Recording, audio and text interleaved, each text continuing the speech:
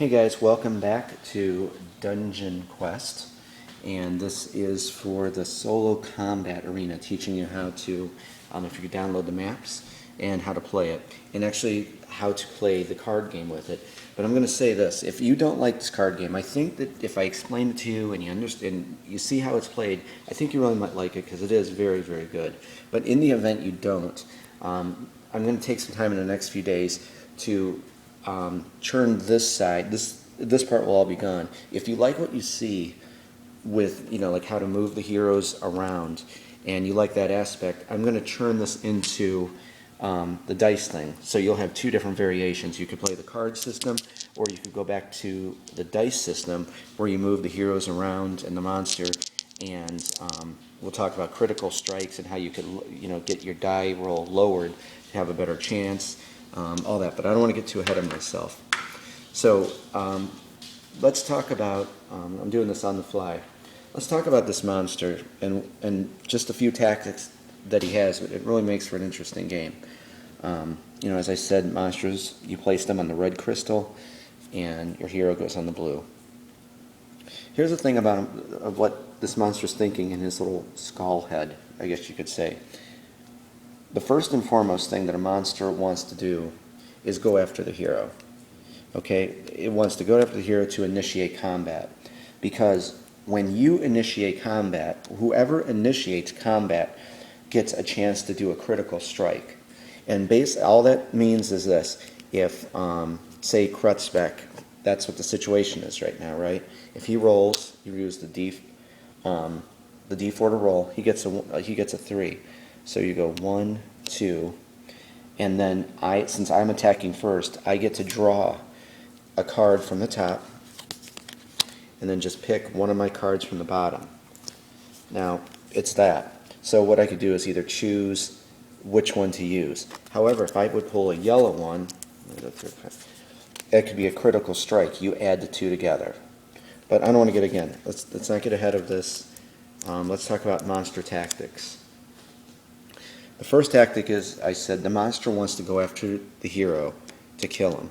However, he will always keep 3 spaces from him and the hero. So let's say he was here, and he rolls. So he would go 1, 2, because a 2 was rolled. And basically, you would just count 1, 2, 3. So the skeleton would stay that 3 open spaces away. If he rolled a 3 and he was here, 1, 2, 3, he wouldn't do that. He would always stay away from the hero. So in that event, he would move far away from the hero. He's not going to put himself in harm's way. So I guess a good way to think of it is this. You would just count 1, 2, 3. He's not going to get into that range. He's always going to stay away. So I guess you could say he'd be hoping that the hero will not roll a 3 or 4. So just remember that 1, 2, 3. And that's really just one of the big tactics. There's only a few more.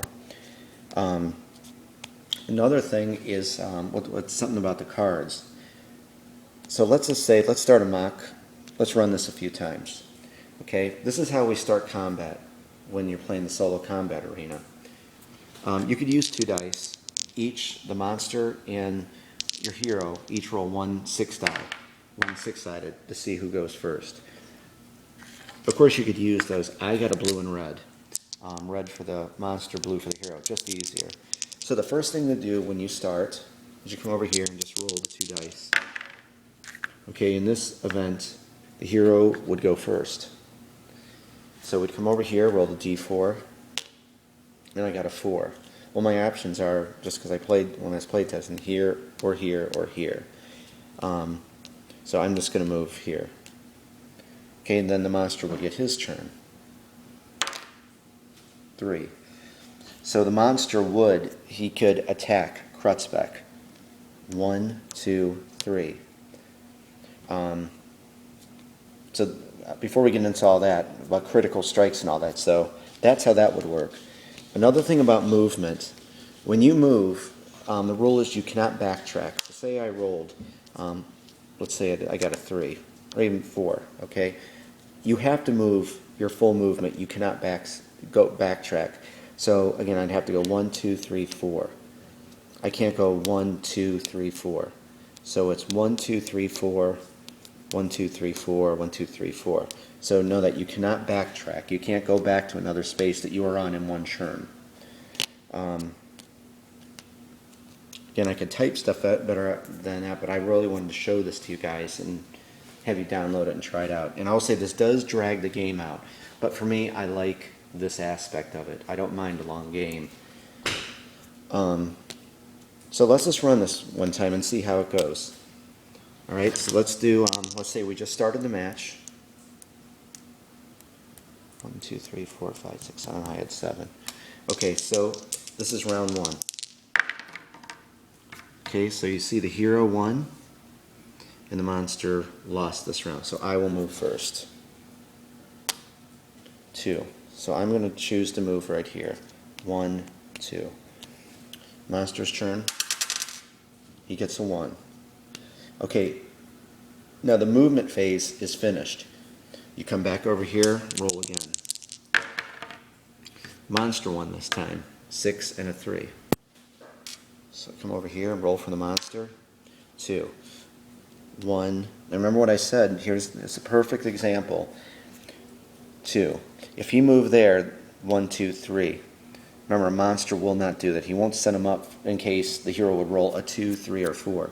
He always has a 50-50 chance. So the monster would move. You could either move him 1, 2 or 1, 2. 1, 2, 3, 4. If he was here, 1, 2, 1, 2, 3, 4. So it doesn't matter. So you can choose whatever space he would go to. But he would move the furthest away. So remember that. He's always going to move far away from the hero if he cannot attack. Those are really the only two tactics when you're fighting. So he won that, so I would move then. I'm going to take a chance and go 1, 2. So now, if the skeleton would get a, 2, 3, or 4, he could attack. So we go back over here and roll. And he does move first. Maybe I shouldn't have took that chance. He gets a 4. 1, 2. Let's run this one more time, and then hopefully you got movement. I know I'm kind of jumping around, but hopefully you're seeing it's a very simple system. How about this? How about if I just shut up and we'll do a few rounds while I'll talk over it, and you can see how movement goes. Okay, so we come over here, initiative, doubles. Let me explain something about this. This is actually good this came up. When you both, are butting heads and you both get the same number, no matter what, even the skeleton's thing that says it moves away from the hero if it's in that the 3-space roll, they always move 1 space closer. And then you'd go back here and do this again for initiative. Okay? Monster goes first. 4. 1, 2, 3, 4. Now you see he can't attack. You cannot attack diagonally either. So remember, his thing is, the monster is thinking, if I can't attack, I'm going to move far away from the hero. 1, 2, 3, 4. And I get to go. Remember, he's in that rule. 1, 2, 3. And I can attack. 1, 2, 3. Okay, let's do this again. Hopefully you see it a few times. You might already know. Okay, the monster gets to move first. 3. 1, 2, 3. So you see he's moving towards him because he's out of that 3 square rule. I get to go 2. About 1, 2. Initiative.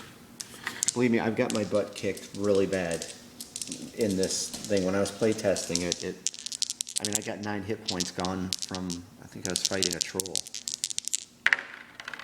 Okay, the monster moves first.